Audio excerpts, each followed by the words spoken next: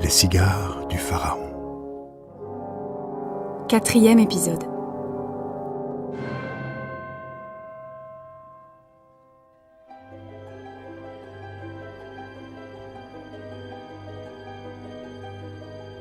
Alors que Tintin et Milou étaient partis pour une longue croisière en direction de Shanghai, archéologique et de contrebande de drogue. Après une traversée houleuse du désert arabique, Tintin a été contraint de s'enrouler dans une garnison. Il venait de trouver des cigares marqués du signe du pharaon kiosque dans le bureau du colonel. Lorsque découvert, il a été condamné à mort pour espionnage. Sauvé par les Dupont, Tintin a pu s'enfuir en avion. C'est en Inde qu'il a atterri. Là, dans la jungle, il a retrouvé le professeur Cyclone. Mais celui-ci semble avoir perdu la raison. Avec l'aide de ses nouveaux amis, les éléphants, Tintin tente de rejoindre un endroit où le faire soigner.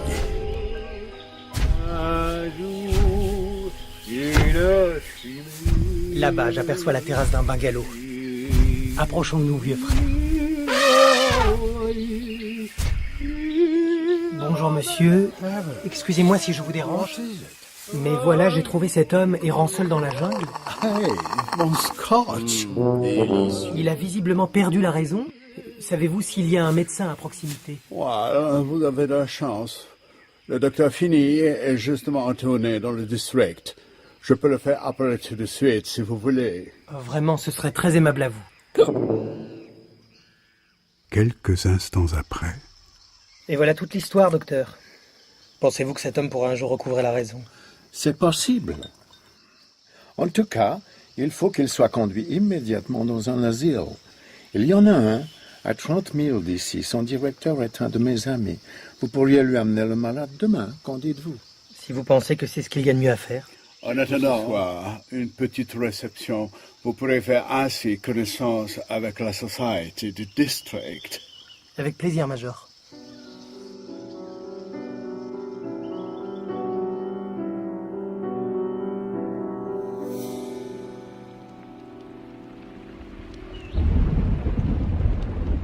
Je vous présente notre sympathique pasteur, Mr. Peacock. How do you do, sir? Et voici Mrs. and Mr. Snowball. Hello. Nice to meet you. Enchanté. Notre célèbre écrivain, Mr. Slotsky. Bonsoir. Ravi de faire votre connaissance. Vous comprenez, nous aimons nous retrouver de temps en temps entre nous pour jouer au bridge et porter un toast à notre cher roi George V. Ah, je vois. Mais dites-moi, Major, quelle est cette arme curieuse qui est accrochée au mur? Serait-ce un poignard hindou? Il s'agit d'un coutard à lame dite langue de bœuf. Je l'ai reçu d'un fakir qui m'a assuré que cette arme avait le pouvoir d'aller se planter d'elle-même devant toute personne menacée d'un grave danger. Attendez, je vais vous la faire voir de plus près. Je suis désolé, il m'a échappé. Comme c'est étrange qu'il se soit planté devant vous. J'espère que vous ne verrez pas là un sinistre présage. Mais pas du tout, Major. Rassurez-vous. Ce n'est qu'une pure coïncidence, et puis... je ne suis pas impressionnable à ce point. Ne vous inquiétez pas, mes amis, ce n'est que le vent. Nous allons avoir une tornade ce soir. Qu'est-ce que c'est? Cela venait de la chambre du professeur Cyclone. Vite!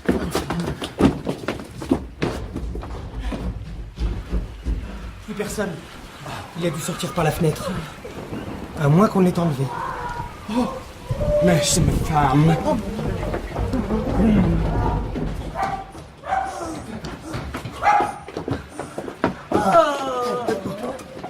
Elle s'est évanouie.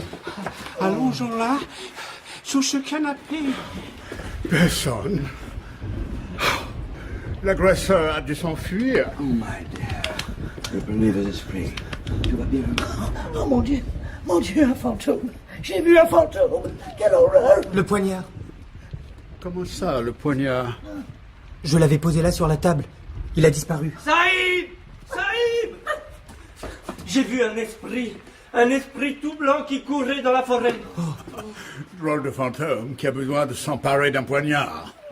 Malheureusement, impossible de le poursuivre cette nuit. Le temps est trop déchaîné. Nous verrons demain matin. En attendant, prenons un bon whisky.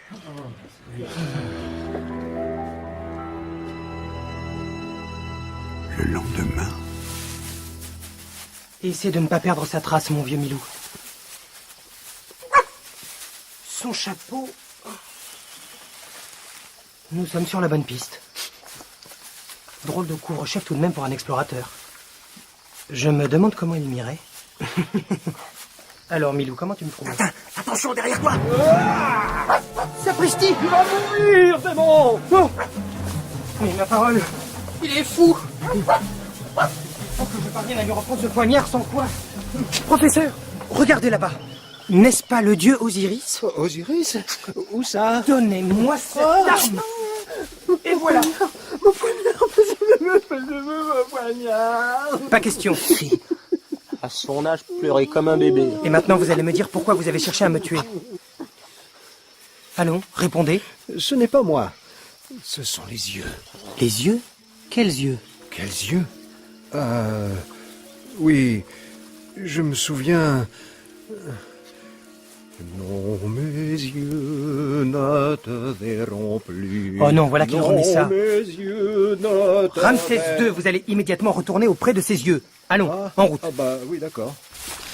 Viens, Milou, suivons-le à distance. Peut-être que nous aurons la clé du mystère.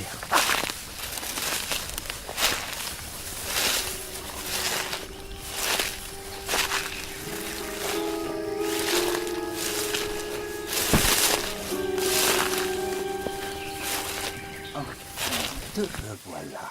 Oh, les yeux. Mais qui est ce fakir? Tintin est-il mort? Il n'a pas voulu se laisser tuer. Incapable. Eh bien, j'emploierai l'homme qui écrit. Il sera sûrement plus obéissant. Et lui, au moins, n'aura pas besoin d'être hypnotisé. Haut les mains! Tintin, Vous allez me suivre jusqu'au bungalow du Major pour que nous éclaircissions tout cela. Entendu? Mais... ne me regardez pas comme ça, enfin. Je... Oh, vous... Oh... Ses yeux... je te tiens, sale fouinard. Oh, le mignon petit jouet. Bon sang, il a pris mon revolver. Tous aux abris. Oh, il n'y a plus pif-paf. Oui, voilà, fini de jouer. Maintenant, tu viens avec moi. Et pendant ce temps-là, le fakir a disparu, évidemment. Bon, laissons-le courir et allons chez l'homme qui écrit. Cela ne peut être que Zlotsky.